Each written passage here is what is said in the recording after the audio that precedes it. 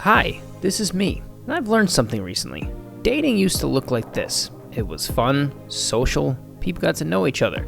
Now it sort of looks something like this. I've also learned how to make really cool online faces like this, and most importantly, the ladies only care about two things these days: spicy margaritas and fish tacos. Well, we gotta give the people what they want. Let's get creepy. Alrighty then, let's start with our homemade flour tortillas recipe attached below. I'm going with a half batch of, so this is our all-purpose flour, to which we're gonna add a little bit of salt, a sprinkle of oil, and some water. Just give that a quick mix. This is going to be wet, which is okay. That's why we're going to flour our surface and throw out our dough onto it to give it a quick knead. Won't take long at all, 5 to 10 minutes, especially for a small batch like this. It will look like a nice little dough ball. There's no rising or anything involved, so we can just get right to this very quickly. I'm going to use a bench scraper to get into 4 equal portions, and then you can see from here, give yourself a little bit of space and just roll them into ball shapes. Very easy, very simple to do, and our flour tortillas are almost there. Now you might be saying, but daddy, I want corn tortillas too. Well, I am not your daddy and you need to chill out, but yeah, let's make some corn tortillas. So this is masa harina, literally ground corn flour, super awesome, smells amazing. Throw in a little bit of salt there, give it a quick mix, and now some water. I would start slow with this and just mix it and then use more water as you need it. This is gonna come out super dry. That's okay, that's just kind of the nature of this. If you want to add a little bit of oil to it, I actually would recommend it. I didn't for this batch, but it turned out amazing. So now we're going to put this out onto our work surface and just start kneading together. Again, this is a pretty dry dough, so don't worry if it feels a little bit dry in your hand. Just keep working until you get a nice ball shape like this. And then again, we're going to use our bench scraper. You can see that really unique texture that it has inside. Even at this point, you can already kind of smell the corn, and it really smells amazing. Kind of makes your mouth water, but we'll get these rolled into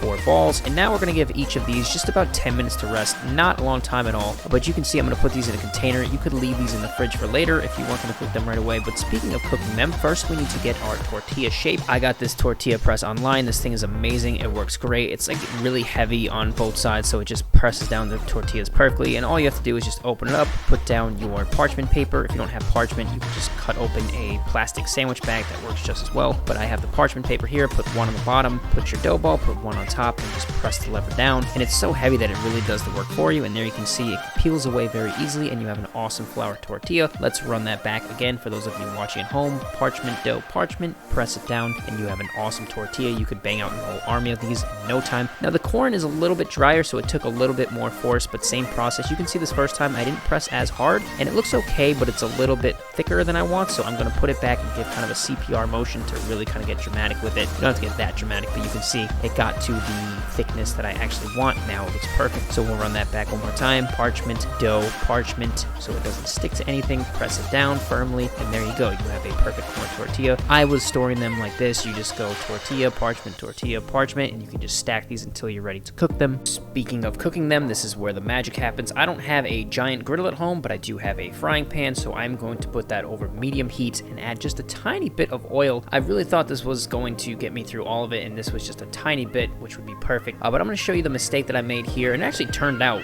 really delicious anyway, so it's not really a mistake, but you can see, obviously this is sped up, but it really absorbed that oil, so you don't need that much. You literally need like a quarter of what I put in, because this looks a little bit more fried than toasted, and again, it tasted really good and kind of chewy, but we want more of a toast. So on this next one, I'm going to add no more oil and crank up the heat just slightly, and this one is kind of more what we want. You can see the little brown spots after we flip it here.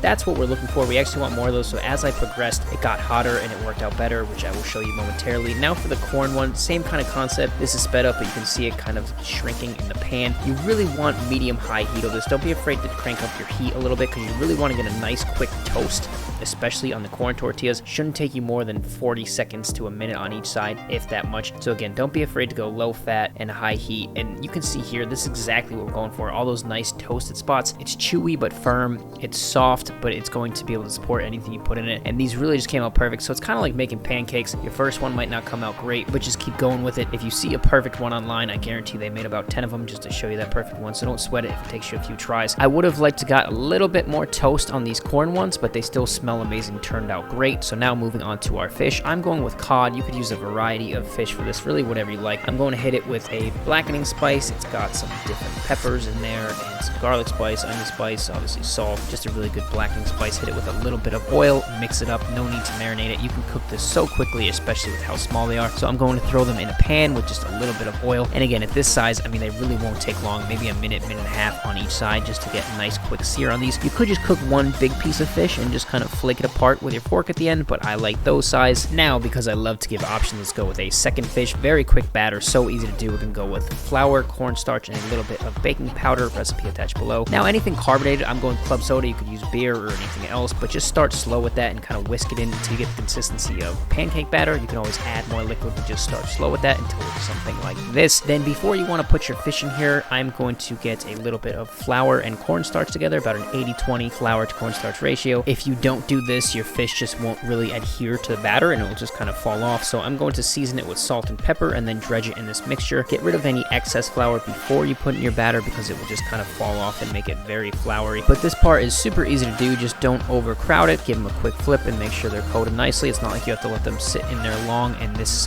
batter is so easy to make and so easy to stick to our fish and gives it a tremendous product in the end. Because I forgot to turn on my camera, we are going to join our fish while it's already in the pan. We're obviously not deep frying here, but you do need a little bit of oil. These little guys, I mean, it only takes about a minute and a half to 2 minutes on each side, and these guys are amazing as is. They're light, crispy. They're kind of like the perfect fish stick right now. You could just dunk them in tartar sauce and go to town, but let's put those to the side momentarily and get working on our slaw. This is a nice red cabbage. You could use a white cabbage or green cabbage or whatever kind of cabbage they make these days, but we'll cut it in half and expose the stem. You want to cut this out carefully, so just watch your fingers, pull that stem out because it is super hard, and then we'll just give a quick julienne or thin slice on these. I like to do this slaw super thin, so we'll cut our cabbage nice and thin, and then we'll get a red onion, cut off a quarter of this, and do another julienne or thin slice. Again, for me, the thinner the better. Now let's grab our bowl and we'll throw in our cabbage and our onion. And I cheated with the carrots. I didn't cut these myself. I just bought some matchstick carrots. So much easier than cutting them, in my opinion. And now we will just take some cilantro and tear that over top,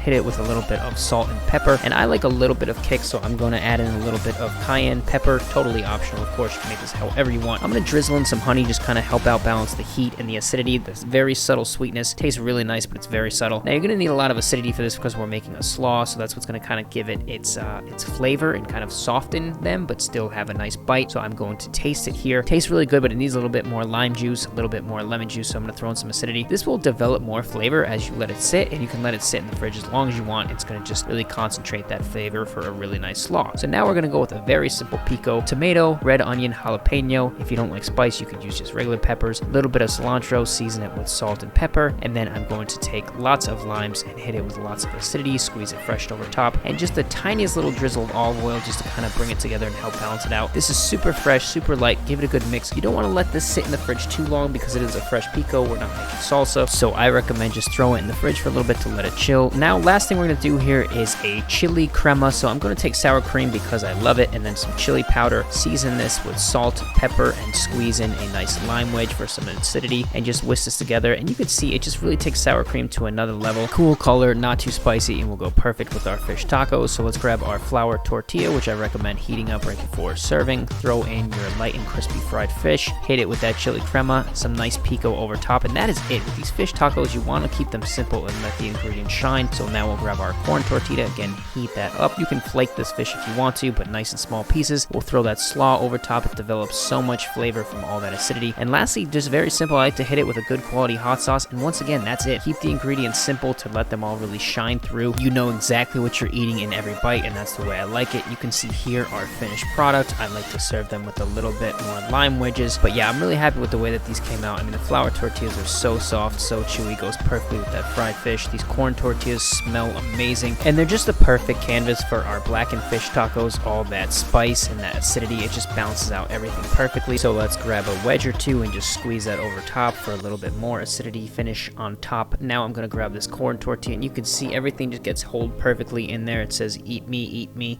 and I am going to love that corn flavor. You can't really get that from anything else. I'm getting the acidity, I'm getting the spice, just a perfect balanced taco in here. Really love that blackened fish taco. Now the flour tortilla with our fried fish, pico, and that chili crema. This one is so good. I mean, the fried fish is amazing in here. The flour tortilla is so soft. I kept it simple with these. They're amazing. I hope you try these for yourself. Get creative with yours. Use any ingredients that you'd like. Just a heads up, if you serve these with some spicy margs on your next date, I love wedding cake, so please invite me to the wedding.